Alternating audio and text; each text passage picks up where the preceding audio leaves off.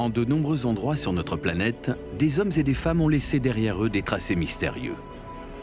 Ce sont des géoglyphes, des dessins sur des collines ou à même le sol, faits de la main de l'homme. La majorité de ces dessins a été effacée par le temps, mais quelques-uns ont traversé l'histoire pour nous parvenir. Et pour certains, c'est un miracle que nous puissions encore les admirer.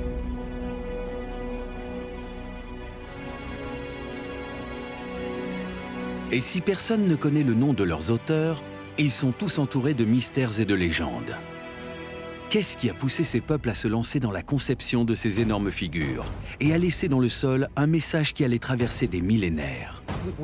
On sait que les dieux et les déesses avaient une importance considérable dans un passé lointain. En vérité, faire les figures, les tracer dans le terrain, ce n'est pas très difficile. Par contre, la planification à grande échelle, ça c'est un travail impressionnant. La civilisation Nazca, qui est surtout connue pour ses lignes, n'a pas produit seulement cela.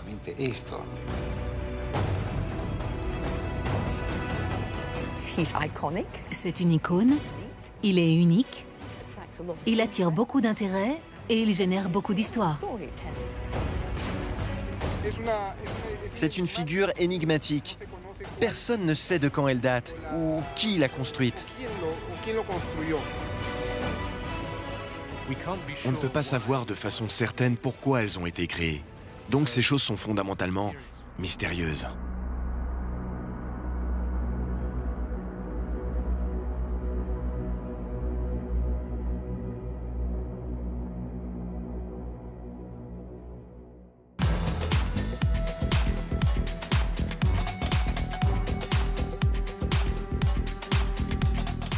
Nous irons en Angleterre, où l'on trouve de nombreux géoglyphes.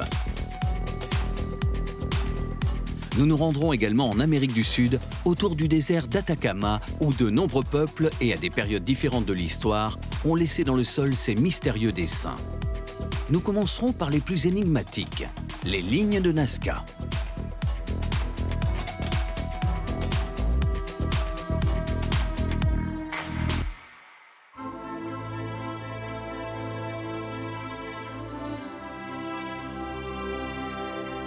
Des milliers de touristes empruntent chaque année ces routes à travers le désert d'Atacama, au Pérou, pour venir se confronter à l'un des plus grands mystères de l'histoire de l'humanité. De tous les géoglyphes du monde, les lignes de Nazca sont certainement les plus célèbres. Pourtant, en arrivant sur le site, on ne trouve qu'une plaine désertique, un enchevêtrement de cailloux et de poussière sans la moindre végétation, sans le moindre trésor archéologique. Il faut monter sur une plateforme pour saisir un petit morceau du puzzle qui nous attend. Deux figures sont visibles, l'arbre et la main, et aussi de grandes lignes droites qui s'étendent vers l'horizon. Mais pour prendre pleinement conscience de l'importance et de la beauté des géoglyphes de Nazca, il faut les survoler.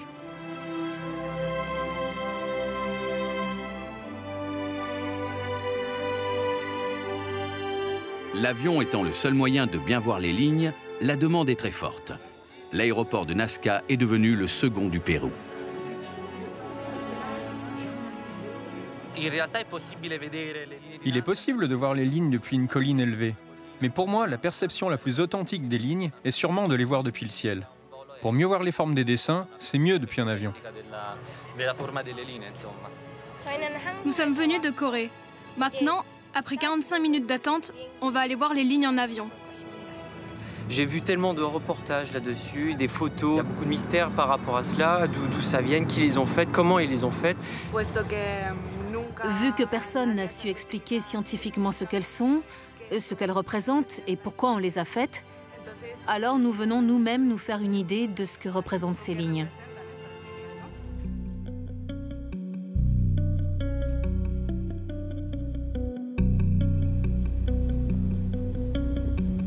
Mais une tempête de sable se lève sur la ville. Tous les vols sont annulés. Notre pilote, Eduardo Herrán, nous propose alors de nous emmener au plus près des lignes. Eduardo n'est pas simplement pilote. C'est aussi un passionné des lignes de Nazca. À bord de son ULM, il en a découvert des centaines lui-même. Il nous emmène à la limite de la ville. C'est là que se trouve El Telar, le métier à tisser, un des rares géoglyphes que l'on peut approcher au plus près. et qui permet aussi de comprendre comment étaient tracées les lignes.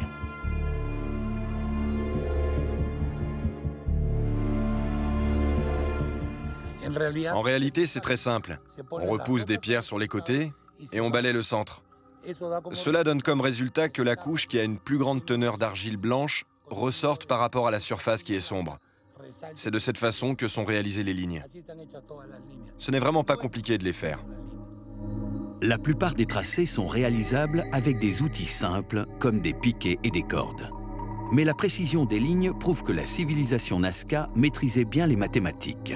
Beaucoup, comme Eduardo, sont convaincus que les Nazca avaient des moyens de prendre de la hauteur pour mieux vérifier leur travail. À partir du sol, nous ne les distinguons pas bien. Et ce que nous voyons d'ici, c'est plutôt sans forme. Mais au fur et à mesure que l'on s'élève vers le ciel, nous allons vraiment découvrir ce que ces gens ont voulu nous transmettre. Alors si on me demande si les anciens volaient ou pas, je réponds que oui. Je pense qu'ils utilisaient des cerfs-volants constitués de toiles et de plumes pour contempler leur travail. Un autre mystère de Nazca est l'incroyable longévité des lignes. Elles sont toujours visibles après 2000 ans, et cela sans le moindre entretien. La première explication est géographique. Les lignes se trouvent dans le désert le plus aride de la planète, où il ne pleut quasiment jamais et où la végétation est plutôt rare. L'absence d'humidité se traduit ainsi par une érosion très faible. Mais les tempêtes de sable pourraient aussi jouer un rôle.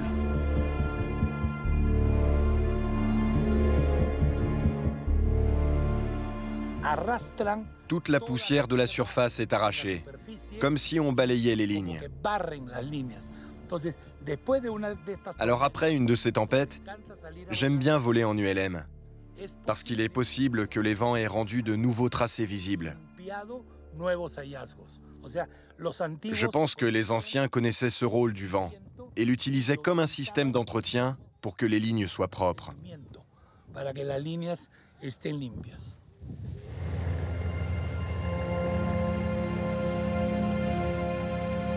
Le lendemain matin, la tempête de sable s'est calmée. Les vols reprennent progressivement à l'aéroport.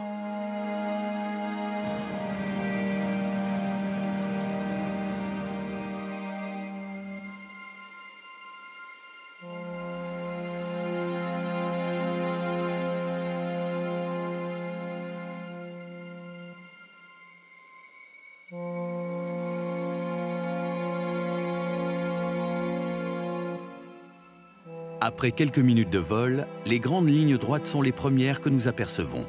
Elles semblent s'étendre sur des kilomètres. On aperçoit également des tracés plus petits dont certains représentent des animaux. Le singe, l'araignée ou encore le colibri ne sont que des exemples parmi les centaines de géoglyphes que l'on trouve dans la plaine. Toute personne qui survole les lignes est frappée de ces questions. Qui a fait ça? Pourquoi? Comment les tracés peuvent être aussi précis, aussi droits? Et quelle était l'importance de ces symboles? Pourquoi cette tradition a-t-elle perduré plus de 1000 ans? Et chacun à Nazca a son explication sur l'origine des lignes. Les lignes droites auraient servi de chemin sacré où des rassemblements et des sacrifices se seraient tenus.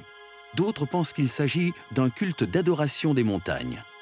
L'explication la plus loufoque est due à un écrivain qui émet l'idée qu'elle pourrait servir de piste d'atterrissage aux extraterrestres. Une hypothèse renforcée par ce mystérieux dessin à flanc de montagne que l'on peut interpréter comme un alien ou comme un homme à tête de chouette. Ce que nous voyons là est une maquette de la plaine avec les lignes.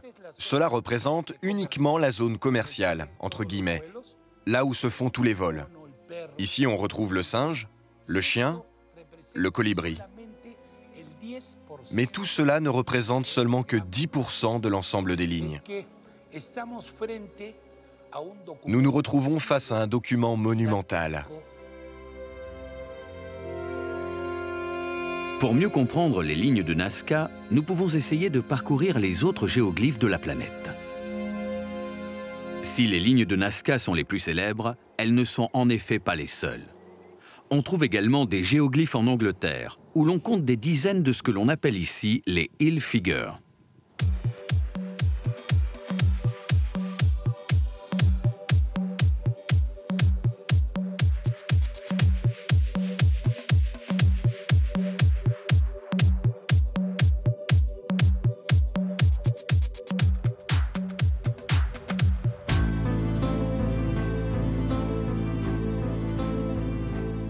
longman de Wilmington aurait au moins 300 ans.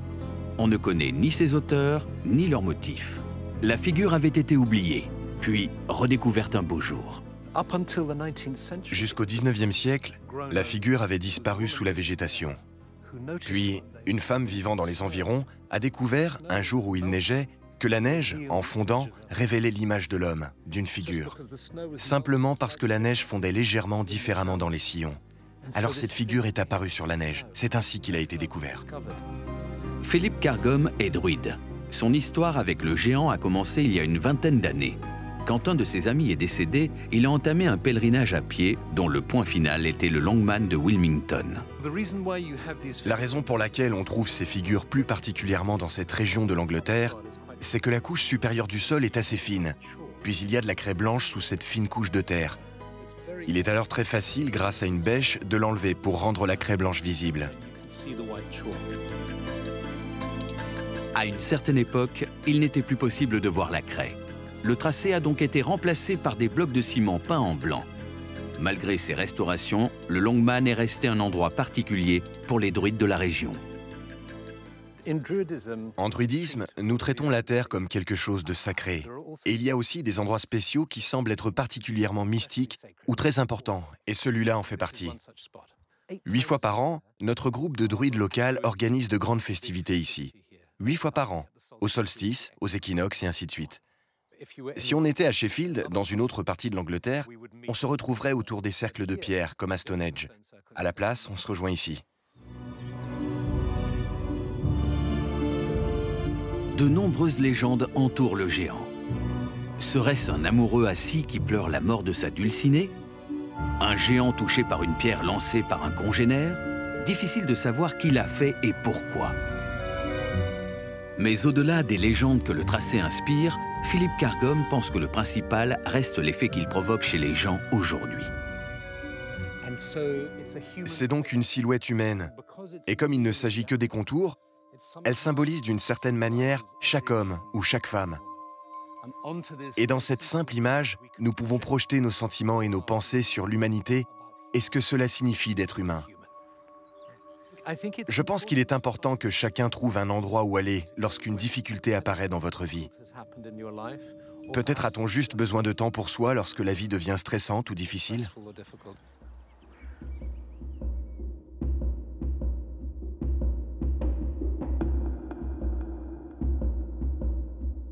Les géoglyphes peuvent donc encore jouer un rôle spirituel auprès des hommes. Et au Chili, certains doivent se battre pour protéger ce culte millénaire. Sur la colline de Cerro Unitas, une figure de 86 mètres contemple la plaine depuis des siècles. Le géant d'Atacama aurait été réalisé avant l'arrivée des Espagnols sur le continent, entre l'an 1000 et 1400. La figure serait l'œuvre du peuple Aymara et représenterait un homme puma.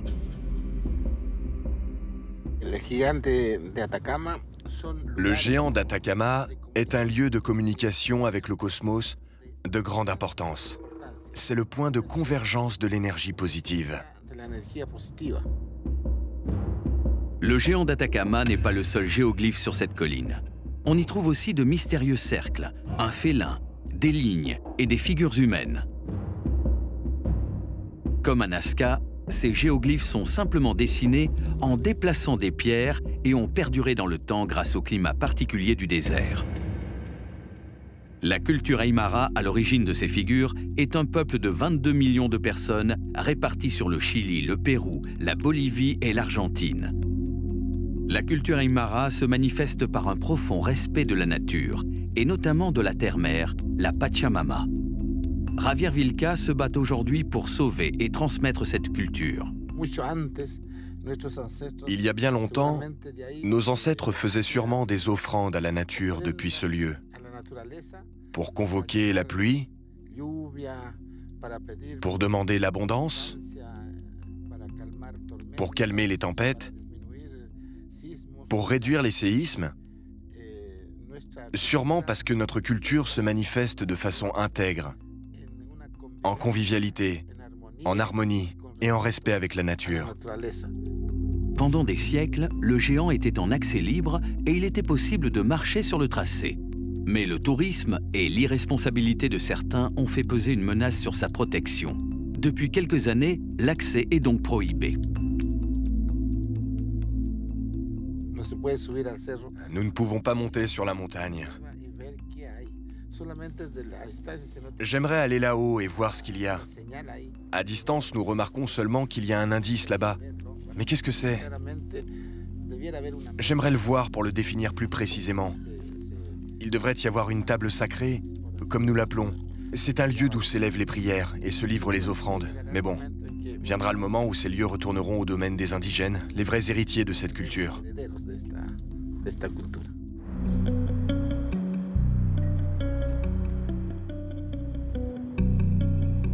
Après l'arrivée des Espagnols, les différents régimes politiques ont tenté de dissoudre la culture aymara. Javier Vilca lutte au quotidien pour qu'elle soit transmise aux nouvelles générations. Mais il est difficile de se faire entendre et de conserver ses traditions. C'est toute une vision du monde qu'il faut à nouveau apprendre aux plus jeunes.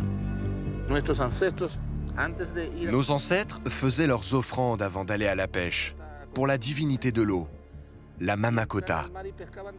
Ils allaient en mer et ramenaient le fruit de leur pêche. Pourquoi? Parce qu'ils avaient imploré leur divinité et la mer pour qu'elle leur donne sa bénédiction. Alors c'est une source importante de nourriture, la mer. Elle nous alimente. C'est quelque chose d'exceptionnel. Et pour cela, il faut l'aimer. Il faut la préserver, parce que la mer nous apporte à chacun d'entre nous.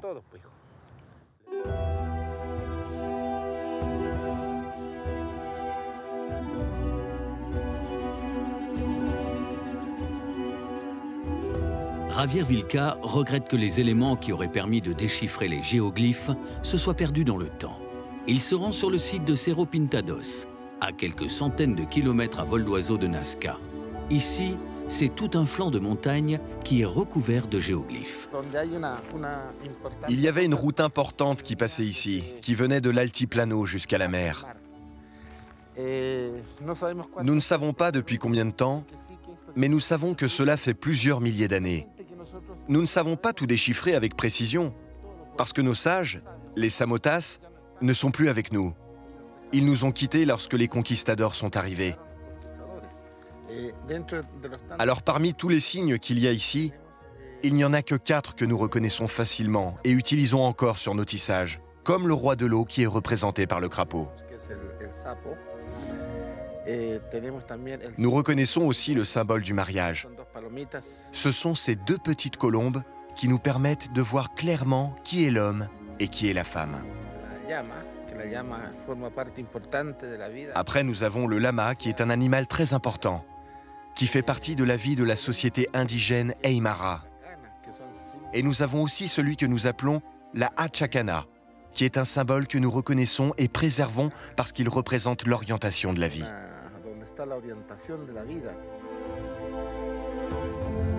Les géoglyphes ont toute leur place dans certaines croyances. Les cultes qu'on leur voue encore nous donnent une idée du lien qui a pu unir dans le passé les géoglyphes et ceux qui les ont dessinés. Les cultes autour des lignes de Nazca ne devaient pas être très différents de ceux pratiqués encore actuellement en Angleterre ou au Chili. Mais ce savoir s'est perdu dans le temps. Les lignes de Nazca n'ont été redécouvertes qu'en 1924, quand les avions ont commencé à survoler l'Amérique du Sud. Mais après 100 ans de recherche, leur signification exacte reste encore une énigme. Les explications ne sont pour l'instant encore que des théories. Et comme les lignes, ces théories sont nombreuses. C'est une femme, Maria Reich, qui commence à vraiment étudier les géoglyphes de façon scientifique. Dans les années 1940, cette passionnée consacrera sa vie à étudier et protéger le site. Sans son travail et son obstination, il est probable que les lignes auraient été détruites. Après plusieurs années d'études, Maria Reich va finir par émettre une théorie. Les lignes seraient une sorte de calendrier des astres et leur orientation serait liée aux étoiles. Maria Reich découvre en effet plusieurs lignes qui pointent vers le solstice, comme celle qui traverse le dessin de l'araignée.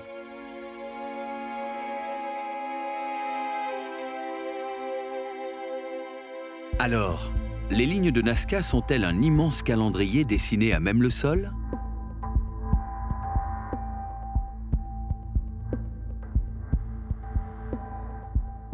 À quelques centaines de kilomètres de là, sur la côte pacifique, un autre géoglyphe pourrait peut-être nous aider à comprendre les mystères des lignes de Nazca. Le Candelabro de Paracas se situe désormais au sein d'un parc national. Impossible d'y accéder par la terre, il faut y aller en bateau, comme le font chaque année des milliers de touristes.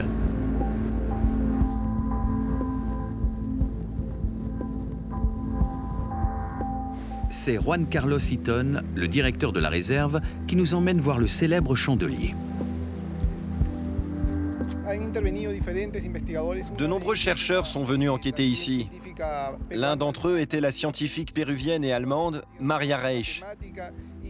Elle avait réalisé des recherches mathématiques et astronomiques sur les figures des lignes de Nazca. Elle a toujours essayé de faire la relation avec un symbole, un calendrier astronomique pour les civilisations qui habitaient sur ces lieux. Dans ce contexte, cette figure s'associe à la civilisation et la culture Nazca. Le chandelier s'apparente beaucoup avec l'astronomie et les lignes de Nazca, théorie que d'autres scientifiques confirment. Le Candelabro a en effet tous les attributs d'une boussole. Cela pourrait être la croix du Sud vue de jour. Elle a la même direction. Le sommet du chandelier signale le sud et la base indique le nord. C'est la ressemblance exacte avec la croix du Sud, d'après Maria Reich. Du coup, ce tracé pourrait servir de référentiel pour la navigation pendant la journée. Nous pourrions dire alors que cette figure pouvait fonctionner de la même façon qu'une balise. Cette simple tranchée dans le sable est en effet visible en mer à une distance de 20 km. Mais impossible de savoir s'il a été fait par des navigateurs de l'Antiquité ou par des pirates du XVIIe siècle.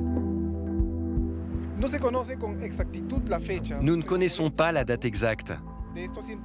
Les scientifiques ne peuvent dire s'il y a 10 000 ou 500 ans d'ancienneté.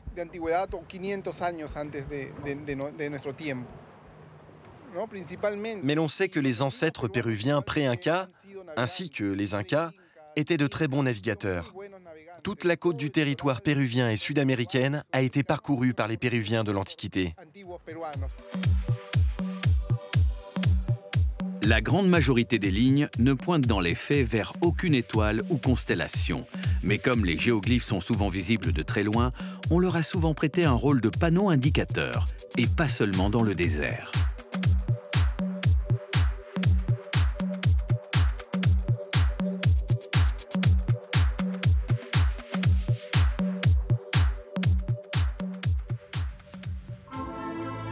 Les géoglyphes anglais sont majoritairement des chevaux blancs. On en compte plus d'une quinzaine à travers le pays. Parmi eux, le plus ancien est le cheval blanc d'Huffington. C'est certainement le premier de cette longue tradition. Il date d'entre -1400 et -600, soit vers la fin de l'âge du bronze. Le cheval blanc d'Huffington porte de nombreux mystères, et plusieurs théories circulent quant à sa signification. Harriet Vered est historienne. Elle connaît bien le cheval blanc d'Huffington, et pour elle, c'est avant tout un repère géographique. Nous parlons d'une époque avant l'écriture, où les gens n'avaient ni carte, ni GPS, ni équipement de navigation. Là-bas, c'est la vallée, et bien sûr, c'est d'en bas que l'on obtient la meilleure vue sur le cheval blanc. Car le cheval blanc n'a pas été créé pour être vu de près. Le cheval est en effet visible de toute la vallée, avec des dimensions impressionnantes. Plus de 110 mètres de long pour 35 mètres de haut. La craie blanche ressort et fait que la figure se distingue de loin. Disons que si de temps à autre, tous les 10 miles ou quelque chose comme ça, soit un voyage d'une journée environ, vous trouviez des marques en forme d'animaux. Quand vous tombez sur un croisement, vous voudriez avoir des panneaux indicateurs disant qu'à cet endroit, vous pouvez faire une halte et vous reposer, et probablement aussi payer pour cela. Mais il aurait été important aussi d'avoir un endroit où passer la nuit pour les hommes comme pour leurs bêtes. Donc cela devait être un repère de la sorte.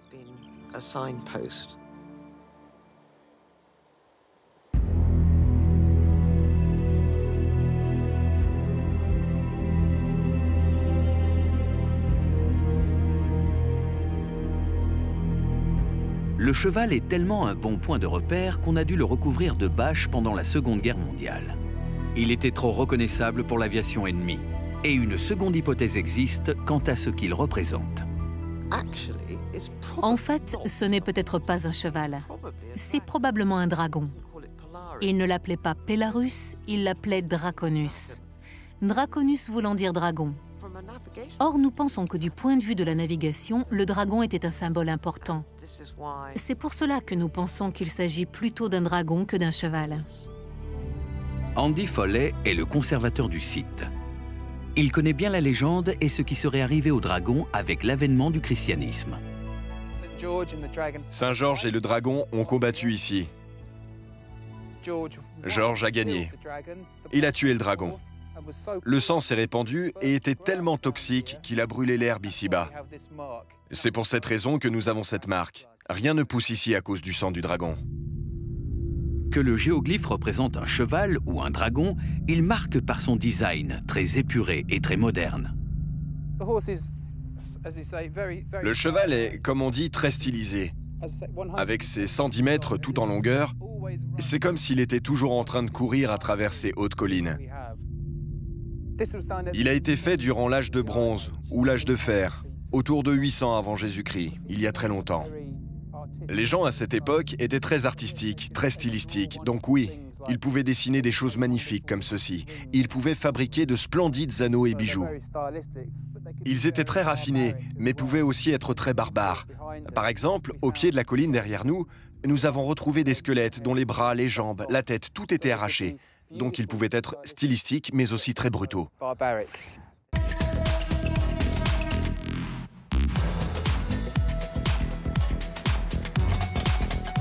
Les géoglyphes sont mystérieux et portent de nombreuses légendes. Mais il est toujours difficile de trouver la vérité parmi les différentes théories qui s'affrontent. Si certains semblent avoir été des points de repère pour les voyageurs du passé, cette explication ne convient pas aux lignes de Nazca qui sont difficilement visibles du sol. En revanche, les archéologues se sont intéressés à la relation particulière que la civilisation Nazca entretenait avec l'eau. Une des théories relie en effet les lignes à l'irrigation.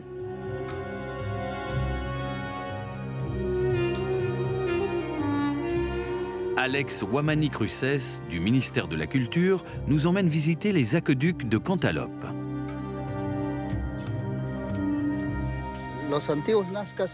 Les ancêtres Nazca étaient de grands ingénieurs en hydraulique.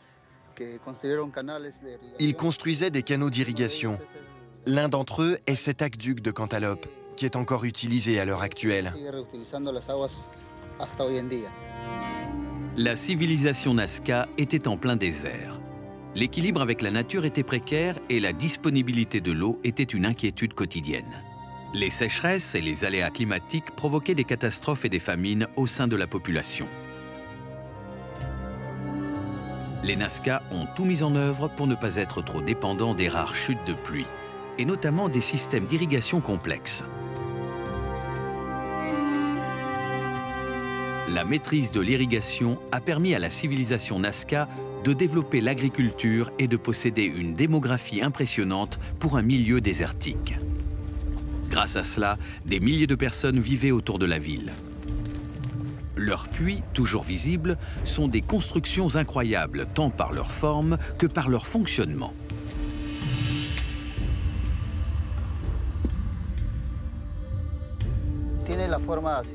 Il a la forme d'une spirale pour faciliter l'accès. C'est très utile pour le nettoyage périodique. Les villageois d'ici assurent encore le nettoyage pour maintenir la propreté à cause des mouvements telluriques comme les tremblements de terre. Sinon, il y a des pierres qui s'effondrent ou des branches qui viennent obstruer le conduit.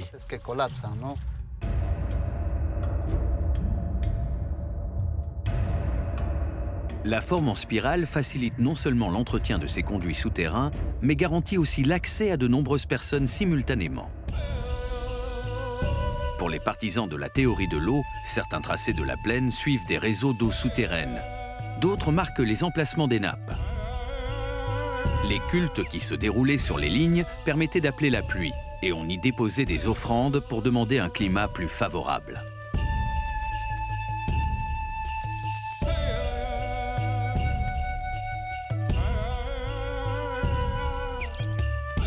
Mais une fois de plus, une nouvelle étude démontre que la plupart des signes et tracés ne sont pas liés à l'eau.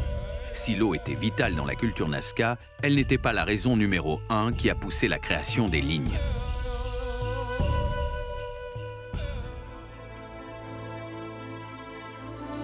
Il est incroyablement compliqué de vouloir expliquer les géoglyphes.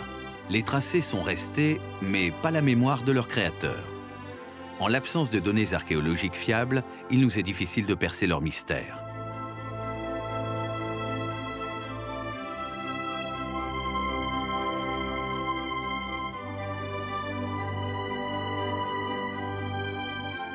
Le petit village de Cerné Abbas, en Angleterre, possède aussi un géoglyphe dessiné à la craie. Un géant de 55 mètres sur 50, qui représente un homme nu armé d'une massue. Pour y voir plus clair sur les différentes théories, on a testé ici une méthode originale. Pendant des années, on a pensé que cette figure datait de la préhistoire. Mais il y a 30 ans, on s'est rendu compte qu'il n'y avait aucune indication de son existence avant l'an 1694. La première référence que nous avons du géant de Cerne se trouve dans des carnets de comptes de l'Église datant de 1694 et fut découvert par Vivian Vail ici, à Cerne Abbas. Pour entretenir le géant, 3 shillings. Cette absence de traces dans l'histoire éveille la curiosité de Catherine. Catherine Barker travaille alors à l'université de Bournemouth. Elle décide d'organiser un procès public où les différents spécialistes viennent défendre leurs opinions sur l'origine du géant. 2 grandes hypothèses perdurent. Cette silhouette semble venir de la préhistoire. Ainsi, elle pourrait appartenir à la période antique pré-romaine et représenterait donc un ancien dieu guerrier celte armé de sa massue. Mais il fut suggéré par 1 ou 2 autorités qu'en fait, il fut réalisé sous les ordres de Denzil Holles, connu pour avoir été le propriétaire des lieux dans les années 1640-1660, durant la guerre civile anglaise. Denzil Holles commença en étant un partisan pro-Oliver Cromwell, qui dirigeait la révolution contre le roi. Il a vu les massacres, la haine, les dommages, et a alors décidé de changer de bord pour supporter le roi. Lorsqu'il est revenu chez lui en 1654, il fit découper le flanc de la colline en cette image satirique d'Oliver Cromwell. Car Oliver Cromwell était vu par ses partisans comme le dieu païen Hercule, le dieu de la force. Donc il s'agirait d'une satire politique. À l'issue des débats, les habitants ont pu voter pour leur théorie favorite. Le score a été finalement serré entre les différentes hypothèses. Si certains continuent de penser que ce géant est vieux de plusieurs millénaires, la théorie d'un gigantesque dessin satirique plus récent est apparue crédible à de nombreuses personnes. Mais en Angleterre, ce géoglyphe est passé à la postérité pour d'autres raisons. Et cela a certainement à voir avec la taille impressionnante d'une certaine partie de son anatomie. Le géant, bien sûr, représente l'image d'un homme fertile, l'image de la force de l'homme, sa virilité. Je pense que c'est le bon mot. Et ainsi, on comprend parfois que des couples amoureux ou des femmes ayant des problèmes pour concevoir viennent juste passer du temps avec le géant. On ne sait jamais. Ça peut marcher.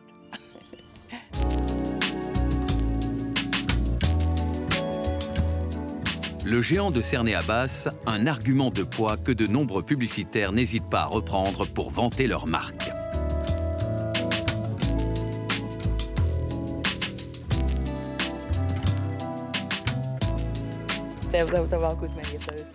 En voilà un autre. Et l'image est utilisée dans toutes sortes de récupérations. On dit de lui que c'est le seul objet pornographique à être accepté par les bureaux de poste et les offices de tourisme. Donc oui, il est souvent utilisé dans ce genre de contexte.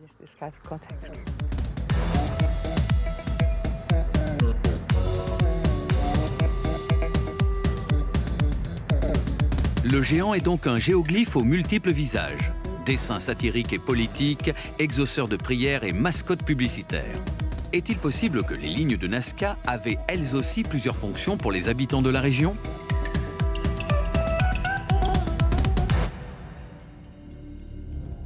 Dans les années 80, une découverte majeure va rebattre les cartes et ouvrir de nouvelles perspectives. La citadelle de Kawachi. Ce qu'on en voit aujourd'hui n'est qu'une infime partie d'un vaste ensemble. Soledad Mostacero Espinosa, archéologue, nous fait la visite. Les fouilles à Cahuachi ont commencé en 1982, mais toute cette surface était totalement enfouie. Actuellement, nous présumons qu'il y a seulement 5% de la totalité du complexe archéologique de Cahuachi qui ont été mis à jour. Alors effectivement, il reste encore beaucoup à découvrir, beaucoup à fouiller. Faute de moyens, les archéologues avancent très lentement sur le site. Mais on a déjà pu en définir son usage. Cahuachi n'est pas une citadelle comme on a pu le penser lors de sa découverte. C'est un centre religieux qui a eu une importance incroyable en son temps. 24 km² qui accueillait des milliers de pèlerins chaque année, l'équivalent à l'époque de la Mecque ou du Vatican. Il y a une relation entre les lignes et la citadelle de Cahuachi. Les géoglyphes se trouvent en face des centres cérémoniaux les plus importants, sur la plaine. Mais sur la partie postérieure de la citadelle, nous avons aussi trouvé une variété de lignes, de trapèzes, de géoglyphes qui ont un lien important avec Cahuachi. Et la même civilisation qui a construit la structure de Cahuachi a réalisé les géoglyphes.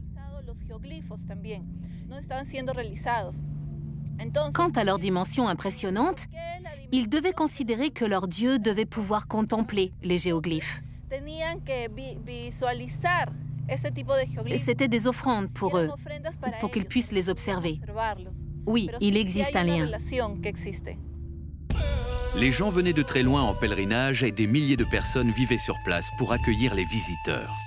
La clé pour comprendre les lignes semble donc être de mieux connaître cette civilisation dans son ensemble. Et les Nazca ne nous ont pas laissé que des géoglyphes. Les lignes ne seraient qu'un des nombreux moyens d'expression de cette civilisation. Giuseppe Orefici est l'un des principaux archéologues de la région. Comme nous avons pu le voir, la civilisation de Nazca est une civilisation impressionnante parce qu'elle a eu plusieurs éléments d'expression très différents, depuis les géoglyphes jusqu'à la céramique, en passant par tous les autres systèmes d'expression. Ça nous montre la grandeur de cette civilisation qui, en se basant sur une théocratie, a dominé un territoire très grand sur pratiquement 1000 ans. La civilisation Nazca était très avancée, non seulement en irrigation, mais aussi en construction, en mathématiques, en musique, en agriculture et en poterie. Les thèmes iconographiques que l'on retrouve sur les lignes de Nazca nous montrent une très grande capacité de reproduction à l'échelle, parce qu'ils ont réussi à reproduire en lignes gigantesques les motifs et les dessins qui se trouvaient sur les céramiques.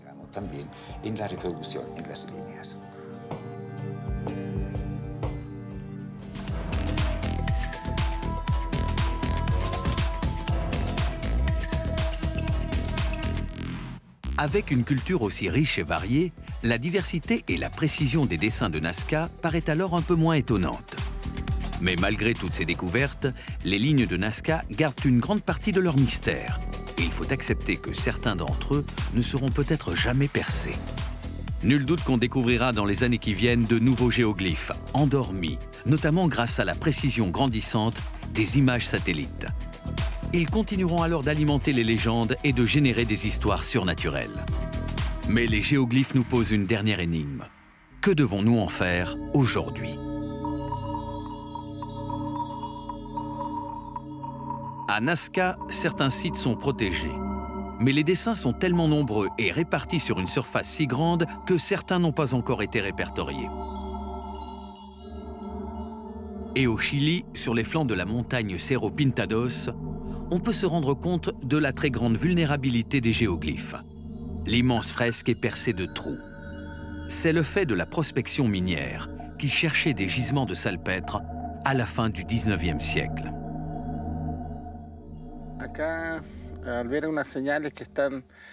Ici, on voit les traces de celles qui ont été détériorées, détruites, parce que les gens de l'époque de l'exploitation du salpêtre n'avaient pas la moindre idée de la valeur que représentait ce grand message. Ils ont appelé ce lieu les montagnes peintes. Mais en réalité, ce ne sont pas des peintures. Et cela n'a rien à voir avec le nom original de ces montagnes. Cela démontre l'ignorance de la valeur de ces géoglyphes, alors qu'ils sont si importants. Aujourd'hui, il y a quand même l'intention de les protéger. Mais dans l'idée que ces sites cérémoniaux étaient sacrés, il faut leur rendre cette valeur. Au fur et à mesure que l'on nous restituera nos lieux sacrés, nous obtiendrons cette grande harmonie avec la nature comme cela existait autrefois.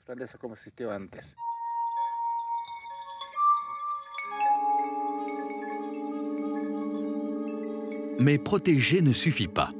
La plupart des géoglyphes risquent de disparaître s'ils ne sont pas entretenus.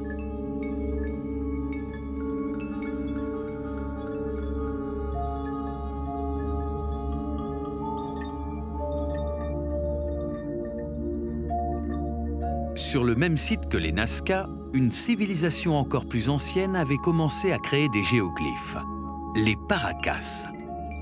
Ces figures avaient quasiment disparu et étaient devenues très difficiles à voir. Une campagne de restauration a donc été entreprise. Johnny Isla, directeur du service archéologique, vient avec son équipe pour restaurer les précieux dessins. Ce que l'on va faire, c'est prendre des photos pour avoir l'échelle. Et ensuite, comme ces amas de pierre n'étaient pas là initialement, nous allons les retirer. C'est basiquement tout ce que l'on va faire. OK? Sur ce site de Palpa, nous avons identifié près de 80 groupes de figures de ce type. Elles étaient toutes en voie de disparition, parce qu'elles étaient dessinées sur les pentes de montagne, là où il y a beaucoup d'érosion, de la pluie parfois, et des personnes qui passent. Des mouvements telluriques, et aussi de la poussière, le vent. Tout cela a provoqué de l'érosion.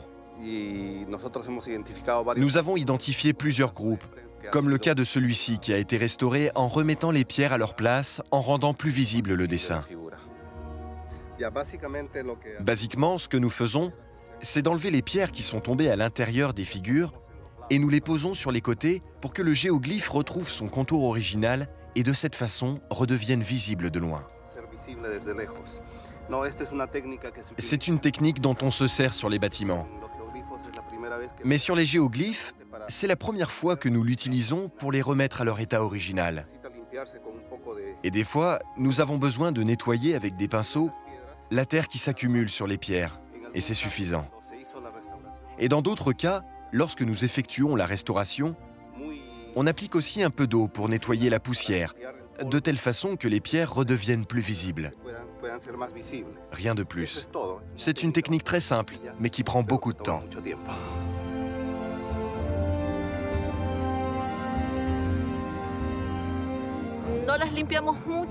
Nous les nettoyons avec précaution.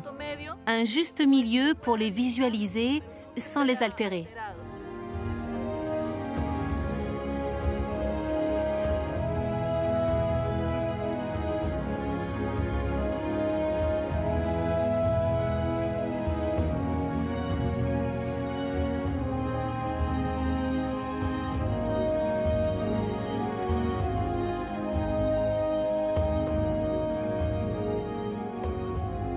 L'entretien et la restauration font aussi partie du quotidien autour du cheval blanc d'Huffington.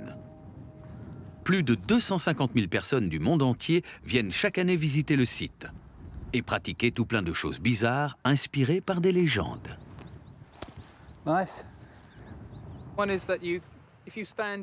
L'une des légendes dit que si l'on se tient dans l'œil du cheval et que l'on tourne sur soi-même 3 fois, ça portera chance. Mais si je vous vois faire ça, je vais sévir. Ce n'est pas bon pour le cheval. L'érosion est l'un de nos plus gros problèmes. Je veux dire, tout ça, c'est à cause des gens qui piétinent. On ne doit pas marcher sur le cheval, donc ils prennent appui ici.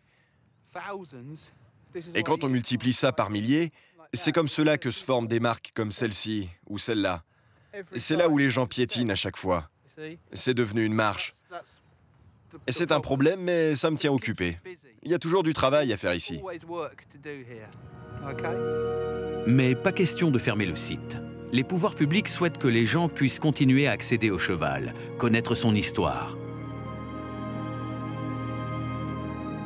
Il faut donc entretenir le géoglyphe tous les ans. 400 personnes se relaient pendant 2 jours pour rénover les premiers centimètres de craie. C'est comme cela que l'on répare le cheval. La méthode n'a pas changé depuis des millénaires. C'est exactement la même.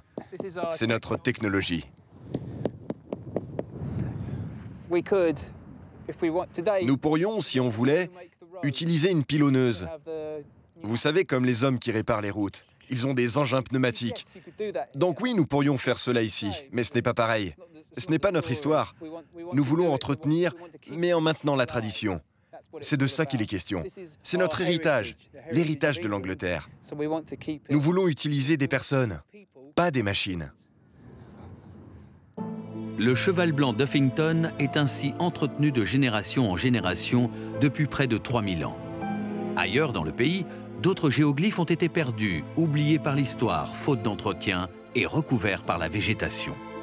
Aujourd'hui, les hill figures anglaises sont la plupart du temps entretenues par des institutions ou des associations d'habitants.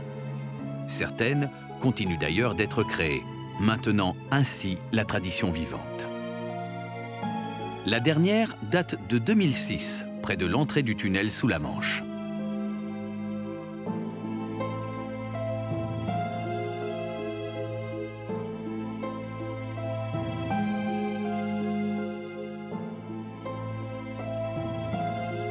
En 1990, Catherine Barker s'est lancée dans un projet similaire avec des étudiants.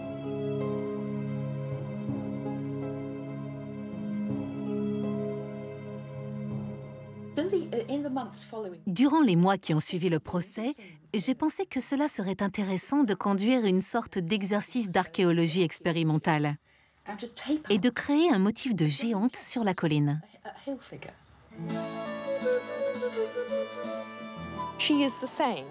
Elle lui est similaire, elle a la même taille. Elle est plus fine. C'est quasiment une version miroir de lui, mais bien sûr dans un autre accoutrement et qui lui permet d'être reconnue comme étant une femme. Pour respecter les proportions et guider le dessin, Catherine et son équipe ont utilisé une grille. Avoir créé un géoglyphe pour quelques heures a été une expérience intense qui a permis de se mettre en situation et donc de mieux comprendre les créateurs de l'œuvre originale. Nous avons découvert cela avec la géante. Ces dessins ne sont pas compliqués à réaliser. Ce n'est pas un exercice très difficile. Cela n'a pas pris beaucoup de temps. Je suis sûre que le créateur du géant, quel qu'il soit, a vu l'aboutissement de son travail. Oui, bien sûr. Et les gens qui l'ont aidé à faire la silhouette également. Dessiner et créer des géoglyphes demeure une tradition bien vivante. Et si ce sont aujourd'hui les artistes qui pratiquent le land art qui s'approchent le plus du travail de nos ancêtres, nous créons partout sur la planète, et parfois même sans le savoir, des géoglyphes. Ici, ce sont les quadrillages des rues d'une ville fantôme aux États-Unis. Là, un repère pour étalonner les satellites dans le désert du Gobi, en Chine.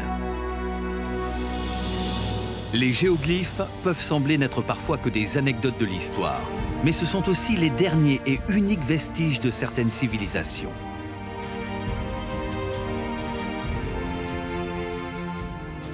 Et si nous sommes aujourd'hui en train d'en créer, ceux-là traverseront-ils l'histoire ? Qu'apprendront-ils sur nous à ceux qui les étudieront dans des milliers d'années? Seront-ils les seules traces que nous laisserons derrière nous si nous disparaissons ?